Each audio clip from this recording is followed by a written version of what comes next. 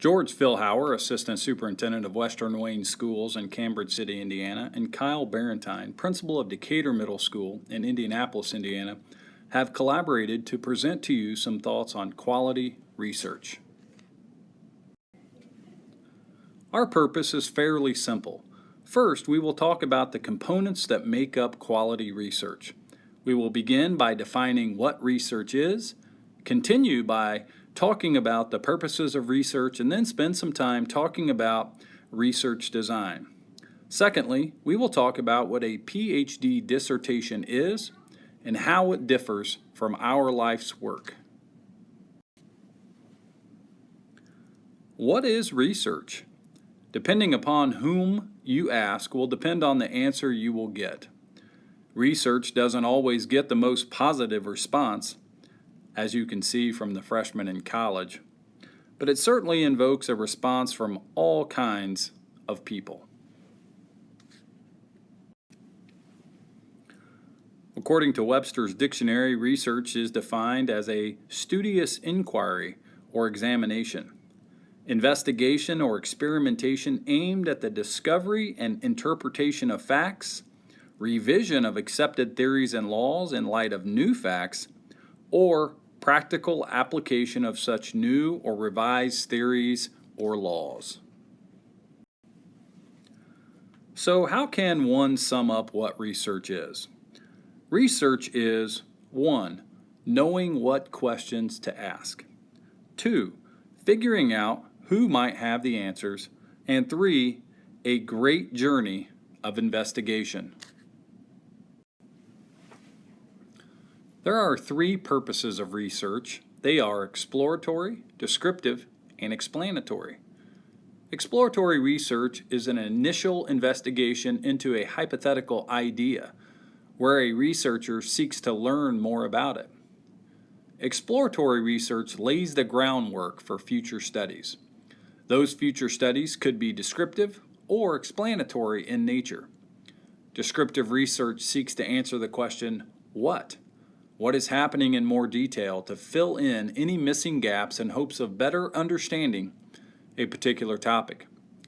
Explanatory research seeks to answer the question, why? Why is this happening? To combine ideas to understand cause and effect. Now that we're clear on the 3 purposes of research, let's take a look at the 3 types of research design. The 3 types are qualitative, quantitative, and mixed methods. Over the next few slides, we'll take a look at each of these 3. The first type of design we'll discuss is qualitative. Qualitative can be described as exploratory, generally speaking. Because of that, this design is used when there is little research available on the research topic. The best working definition for qualitative can be found here: a systematic, detailed investigation of a problem or a topic to generate new knowledge or confirm existing information. The second type of design we'll discuss is quantitative. Quantitative can be described as a formal, objective, systematic process for getting information about the world. Quantitative design involves the use of instruments that provide the researcher with numbered data. Simply put, quantitative research is concerned with numbers, statistics, and the relationships between them. One of the best things we've read to distinguish qualitative and quantitative is this. Quantitative research should begin with an idea, usually articulated as a hypothesis, which then, through measurement, generates data and, by deduction, allows a conclusion to be drawn. Qualitative research, in contrast, begins with an intention to explore a particular area, collects data, observations and interviews, and generates ideas and hypotheses from these data largely through what is known as inductive reasoning. The final type of design we'll discuss is the mixed methods approach. There are times when your research question calls for using both qualitative and quantitative design in order to answer your question, and get the results you seek. In this case, you are using the mixed methods approach. There are 3 steps to conducting quality research: determining your research question, determining what evidence you're going to need to answer your research question, and then designing your research. Let's take a closer look at research design.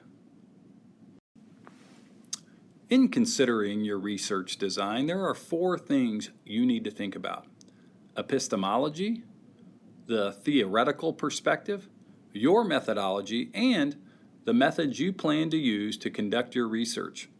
We'll take a look at each of these 4 things over the next several slides. Epistemology, simply defined, is the investigation that distinguishes justified belief from opinion.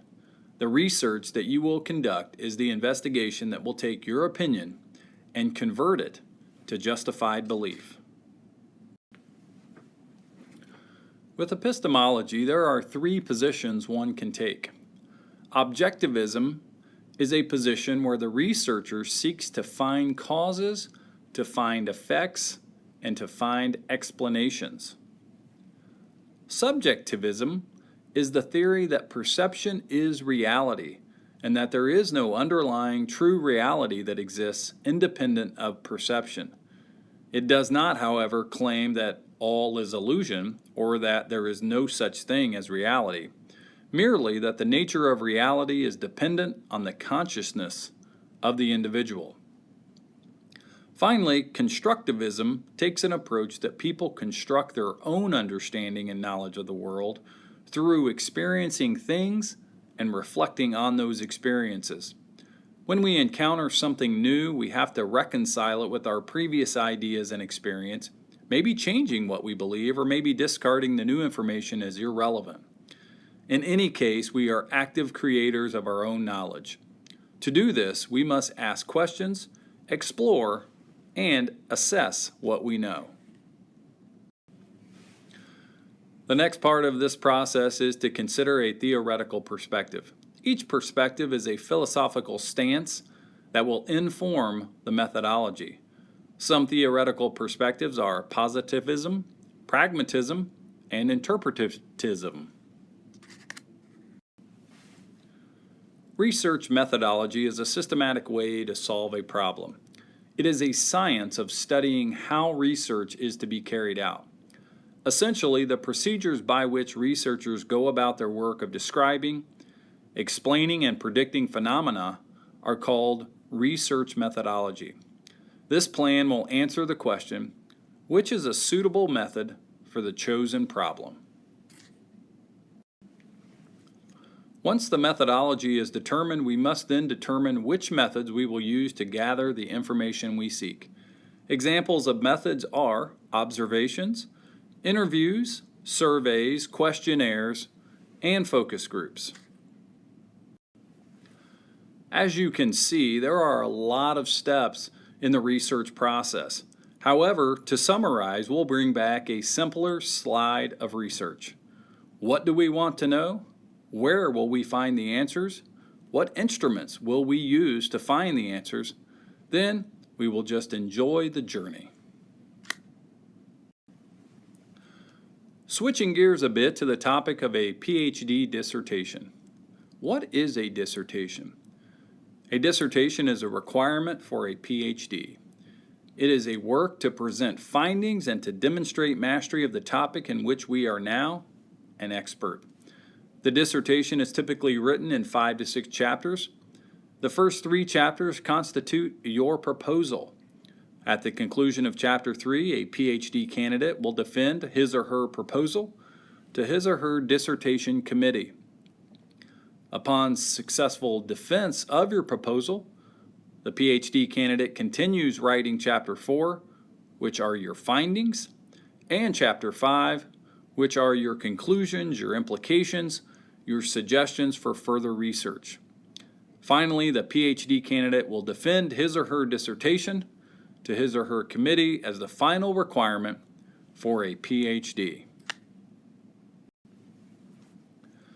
A dissertation is not your life's work. It is a very important step in your journey to a PhD. Your dissertation may advance your life's work, but it isn't the reason for your existence. We all know what we do, and we all know how we do it. But to find real meaning in your life's work, you must determine why you do it. That is your life's work. In conclusion, we have presented to you the different types of research, the components that make up quality research, and some information about the doctoral dissertation.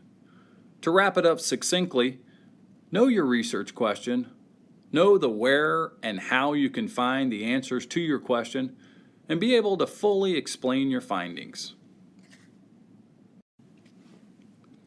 This has been a collaboration between George Philhower and Kyle Barrentine. Thank you for your time.